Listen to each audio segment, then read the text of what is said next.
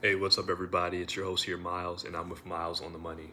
In today's video, I'm discussing how you can get started in investing. So if you have $100 in 10 minutes, you can invest. If you are paying on a car note and making a car payment, you can also invest. It's not too late.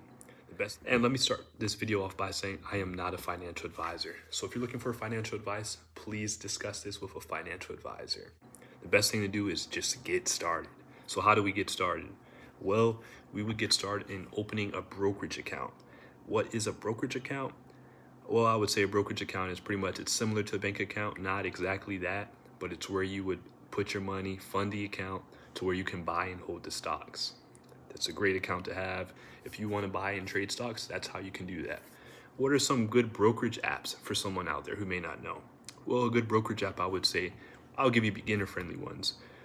And then a bonus one that is not quite beginner friendly, but it's still a good app as well. Number one, this is not in any particular order. Number one is Webull. Webull is a great brokerage app.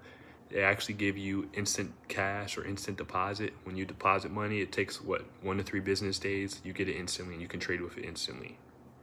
Number two is SoFi. They do the same thing with instant deposit. You get the cash, you put the money in. It takes a few business days to get there, but they give you access to it immediately so you don't miss out on the trades. And same for Robinhood. So all of the links for these brokerages are going to be in the description. If you use the links that I give you, you get a bonus. So just click on the link and see what the bonus is. It's a certain promotion that lasts for a certain amount of time. At the time you watch this video, the promotion could be different. So keep in mind of that. But the best thing to do is get that brokerage account. And also keep this in mind, everybody. It will ask you for your social security. Yes, I know. A lot of people are hesitant when they hear social security, giving that information out. I was as well when I signed up. But I can assure you, this is legit.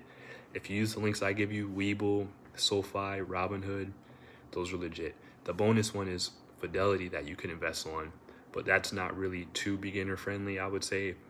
They do have advisors you can go through with there, but I would just recommend Webull, SoFi, or Robinhood. Fidelity is good if you have some experience. So, no, they do ask you for your social security information because this is tied to your name. So if you invest in these assets, don't you want them tied to your name, don't you? Yeah, I would want them tied to my name. If I'm investing in Apple and the stock shoots up, and I want them to know, hey, Miles owns this. Give him his reward or keep him invested in the company. I need that. I need my name tied to that. So that's the reason why. Basically, see it as this. Now, with all the technology on our phones, we don't even have to go to Wall Street or call this number. Hey, I want to invest in this. We don't have to do that anymore. We can do it simply on our phone. That's why they say if you're not making money on your phone, you're doing it wrong. We have so many resources to become successful. Let's use them. So we covered how to get started on the brokerage account, right? Also, once you fund the account, it may ask you before you fund or after. You want to choose your account style.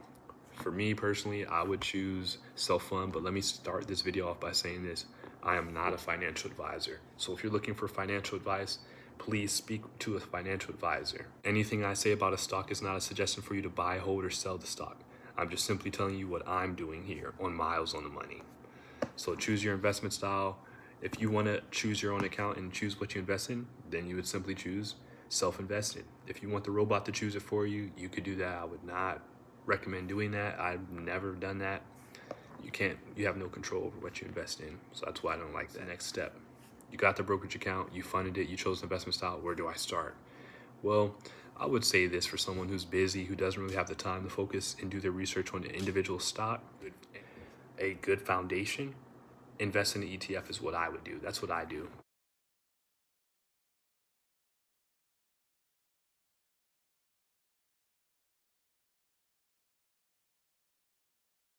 What's an ETF? It is. We covered this in the last video, but I'll go ahead and go over this again. It's just a basket of stocks. It's like the all-star team if you watch sports, and if you don't, it's all the great players or all the great performers all on one team, all-star team. LeBron James, Steph Curry, and all those guys, right? Great performers. What's some great performer or companies? Apple, Microsoft, Nvidia, all of those companies all on one team working to build that. See it as that. They have portions of the shares of the company in the shares, basically saying, hey, our top 10 holding is this: Nvidia, Microsoft, Apple, Google, all those companies. So you could invest into that instead of having to invest in the individual stock, which saves you a lot of time on research. And the great thing about that is if a stock falls, the ETF doesn't fall as much. It'll fall, I'm giving you an estimate out here, maybe half as much as what an individual stock will, when the individual stock could fall multiple percentages. So keep that in mind as well. So that's the thing. Now, what's the ETF you can invest in? S&P 500. Even though people mostly trade options, we're not going to talk about trading options. That's not good for beginners at all. We want to talk about investing, and not just investing, for the long term. Buying and not just selling every profit as soon as you make profit is what I want to talk about. So everybody's situation is different. You do what's best for you, but that's what I would recommend. Buying for the long term, having a plan. Am I going to hold this for a few years? That's how you expect companies to perform, right? You can't just expect to hold it for a few days. I don't. So that's what I would say.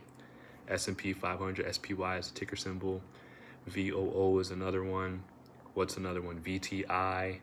VOO tracks the S&P 500. They have VTI, SPMO, SFY. SPMO I would recommend probably over SFY because there's more volume, so more people putting money into that. So let me know if you enjoyed that.